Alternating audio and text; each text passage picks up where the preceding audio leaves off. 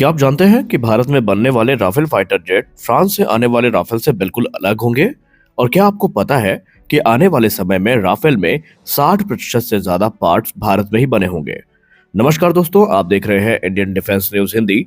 और आज के इस वीडियो में हम बात करने वाले हैं 114 राफेल फाइटर जेट डील के बारे में, 60% इंडिजिनस कंटेंट का मतलब क्या है इसके बारे में, और भारत को इससे क्या फायदा होगा इसके बारे में, और क्या ये प्रोग्राम तेजस मार्क 2 और एडवांस मीडियम कॉम्बैट एयरक्राफ्ट के लिए एक खतरा बनता जा रहा है या इससे भारत को फायदा पहुंचेगा, हम इसके बारे में भी बात करेंगे। तो वीडियो को अंत तक जरूर देखें, क्योंकि आखिर में मैं आपको बताऊंगा कि ये डील भारत के लिए गेम चेंजर क्यों है।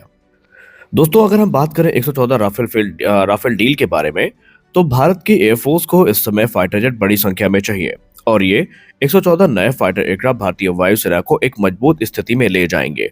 इसी डील को हम कहते हैं MMRCA 2.0 या MRFA। इसके अंतर्गत टोटल हमें 114 राफेल खरीदने हैं और मेजोरिटी एयरक्राफ्ट का निर्माण भारत में ही किया जाएगा। इसमें डसॉल्ट एविएशन भारत की प्राइवेट कंपनी के साथ पार्टनरशिप करेगी, जिसमें टाटा का नाम संभावित है।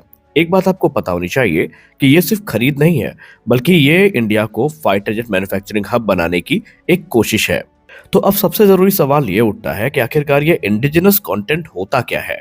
देखिए, इंडिजिनस कंटेंट का मतलब है कि एयरक्राफ्ट के कितने पार्ट्स, कितने सिस्टम और कितना सॉफ्टवेयर भारत में बना है। इसमें शामिल होते हैं एयरफ्रेम पार्ट, वायरिंग और hydraulics, avionics subsystem, mission computer, electronic warfare system, Indian weapon integration. शुरुआत में सिर्फ आपको 30% इंडिजिनस कंटेंट ही देखने को मिलेंगे। अब इसका क्या मतलब है, ऐसा क्यों? क्योंकि इंजन सैफरान का होगा, रेडार RBE2 ऐसा रेडार है जो कि फ्रांस का है, और कोर फ्लाइट कंट्रोल सॉफ्टवेयर भी फ्रेंच हमें देखने को मिलेंगे। इसलिए शुरुआती जेट्स में ज्यादातर फॉरेन कंटेंट ही देखने को मिलेगा, लेकिन यहीं से असली खेल आगे का शुरू होता है कि भारत 60% इंडिजिनस कंटेंट तक कैसे पहुंचेगा। देखिए, जैसे जैसे प्रोडक्शन आगे बढ़ेगा, इंडियन सिस्टम जुड़ते जाएंगे। इसमें इंडियन वेपन हो गए, जैसे कि अस्त्र mark 1, Astra mark 2, advance smart anti airfield weapon, Rudram series की missile, Indian electronic warfare system, Indian data link, Indian wiring harness, Indian composite और स्ट्रक्चर, और कंप्लीट MRO इकोसिस्टम भारत में ही देखने को मिलेगा। यानी हर नए बैच के साथ फॉरेन डिपेंडेंसी कम होती जाएगी और इंडियन कंटेंट ज्यादा। और यही वजह है कि फाइनल राफेल एयरक्राफ्ट में 60% से ज्यादा मेड इन इंडिया कंपोनेंट देखने को मिलेंगे। तो सवाल ये उठता है कि क्या ये राफेल इंडियन राफेल होंगे? इसका सीधा जवाब कह सकते हैं काफी हद तक हाँ। हालांकि इंजन अभी भी फ्रेंच रहेगा, फुल सोर्स कोड का ट्रांसफर भारत को नहीं मिलेगा, लेकिन वेपन इकोसिस्टम इंडियन होगा, electronic warfare communication system Indian होंगे, मेंटेनेंस और अपग्रेड भारत के हाथों में होगा। मतलब भारत फ्यूचर में राफेल को खुद अपग्रेड कर सकेगा। सबसे बड़ा सवाल यह है कि क्या तेजस मार्क 2 और एमका को इससे नुकसान या फायदा होगा? देखिए, बहुत लोग कहते हैं कि राफेल के आने से तेजस मार्क 2 और एमका प्रोग्राम बुरी तरीके से प्रभावित होंगे, लेकिन सच्चाई ये है कि तेजस मार्क 1A भारतीय वायुसेना की बैकबोन होगा, तेजस मार्क 2 एक मीडियम क्लास का फाइटर जेट होगा, और एमका एक 5th जनरेशन फाइटर एयरक्राफ्ट होगा।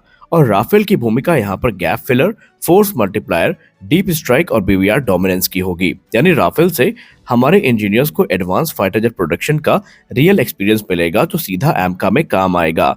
यानी सीधी बात यह है कि इससे हमारे इंडिजिनस प्रोग्राम को कोई फर्क नहीं पड़ेगा, बल्कि इस डील से भारत को मिलेगा defence manufacturing boost, private sector की फाइटर जेट मैन्युफैक्चरिंग में एंट्री, एरोस्पेस इकोसिस्टम स्ट्रांग होगा, चाइना पाकिस्तान कॉम्बो के लिए हमारे पास एक एज होगा। और सबसे खास बात यह है कि भारत यहाँ पर सिर्फ ग्राहक की भूमिका नहीं निभा रहा है, बल्कि एक निर्माता की भूमिका निभा रहा है।